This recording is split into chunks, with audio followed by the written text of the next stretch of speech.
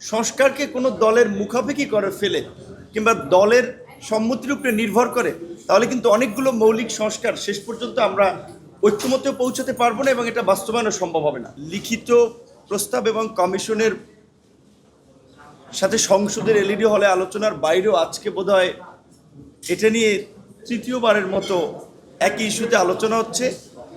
তারপরে আসলে ইস্যুর কুল কিনারা পাওয়া যাচ্ছে না।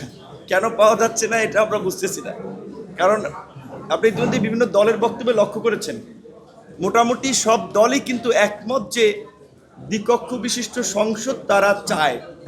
এবং সবচেয়ে ইন্টারেস্টিং বিষয় হচ্ছে বড় রাজনৈতিক দল বিএনপির কিন্তু অনেক আগে থেকে সম্ভবত 2017-তে বা তার আগেও তাদের যে 31 দফা কর্মসূচি সেখানে তারাও কিন্তু দ্বিকক্ষ বিশিষ্ট সংসদের কথা বলেছে। সুতরাং ওইখানে একমত।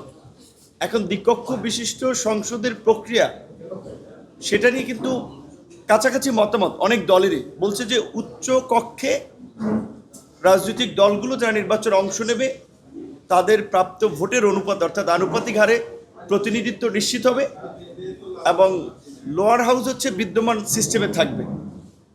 এখানে অনেক দল মোটামুটি একমত এবং এই ইস্যুটা কিন্তু তিনবার এই ফরেন সার্ভিস একাডেমিতে আলোচনা হয়েছে। তো একটা ইস্যু নিয়ে যদি এতবার আলোচনা করে কনক্লুশনে পৌঁছানো না যায় তাহলে কিন্তু আসলে আলোচনা অনেকের কিন্তু ধৈর্য বা আগ্রহ থাকে না।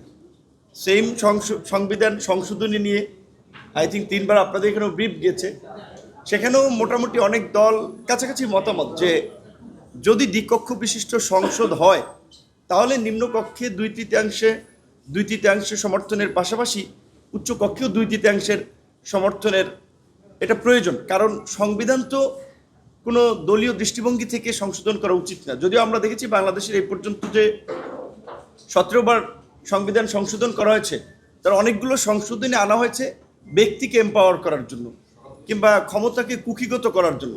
সেই জন্য আমাদের দলের পক্ষ থেকে প্রস্তাবটা ছিল যে সংবিধান সংশোধন এটা একটা জাতীয় ইস্যু এবং একটা সংবিধান তো একটা জাতির চুক্তি, রাষ্ট্র পরিচালনার ক্ষেত্রে একটা লিপিবদ্ধ মূলনীতি। সুতরাং এইখানে যদি হাত দিতে হয় তাহলে অন্তত মেজর স্টেক হোল্ডারদের মতামত নিয়েই করা উচিত। সেই জায়গা থেকে আমাদের মতামত ছিল যে লোয়ার হাউজের মতো আপার হাউজেও 2/3 এটা পাশ করা।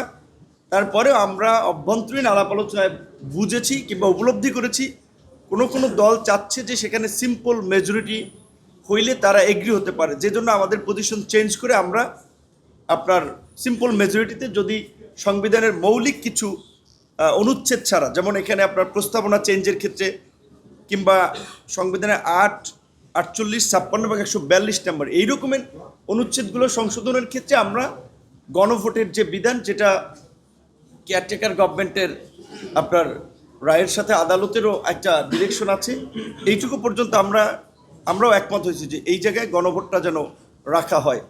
আর আমরা বারবার যেই কথাটি বলেছি যে কমিশনের অভ্যন্তরীণভাবেও যেটা আমরা বলি এখানেও আপনাদের সহ দেশবাসীকে, কারণ সবাই তো চেয়ে আছে এখানে কী আলোচনা হচ্ছে, কী সিদ্ধান্ত আসছে, আমরা সকল দলকেই বলবো যে কোন প্রেক্ষাপটে আমরা আজকে আসলে ফরেন সার্ভিস একাডেমিতে পলিটিক্যাল পার্টিগুলো বসছি কিংবা জাতীয় ঐক্যমত্য কমিশন গঠন হয়েছে একটা গণ অভ্যুত্থান পরবর্তী পরিস্থিতিতে। সুতরাং সেইখানে রাষ্ট্র কাঠামোর পরিবর্তন এটা তো গণ অভ্যুত্থানের পূর্বেরই একটা ঘোষণা ছিল এবং শাসনতান্ত্রিক ব্যবস্থা বা সরকার ব্যবস্থার পরিবর্তন এই যে গণ অভ্যুত্থানের একটা অঙ্গীকার ছিল আমাদের। সেই জায়গায় রাজনৈতিক দলগুলো যেন যার যার দলীয় দৃষ্টিভঙ্গির ঊর্ধ্বে উঠে আমরা একটু চিন্তা করতে পারি, মতামতগুলো দেই, কমিশনও যেন একটা শক্তভাবে সিদ্ধান্ত গ্রহণ করে, এইটা আমাদের আহ্বান থাকবে। তারা যদি স্পেসিফিকভাবে, যেটা আমরা বারবার বলি, সংস্কারকে কোনো দলের মুখাপেক্ষি করে ফেলে কিংবা দলের সম্মতির উপরে নির্ভর করে তাহলে কিন্তু অনেকগুলো মৌলিক সংস্কার শেষ পর্যন্ত আমরা ঐক্যমত্যে পৌঁছাতে পারবো না এবং এটা বাস্তবায়নও সম্ভব হবে না।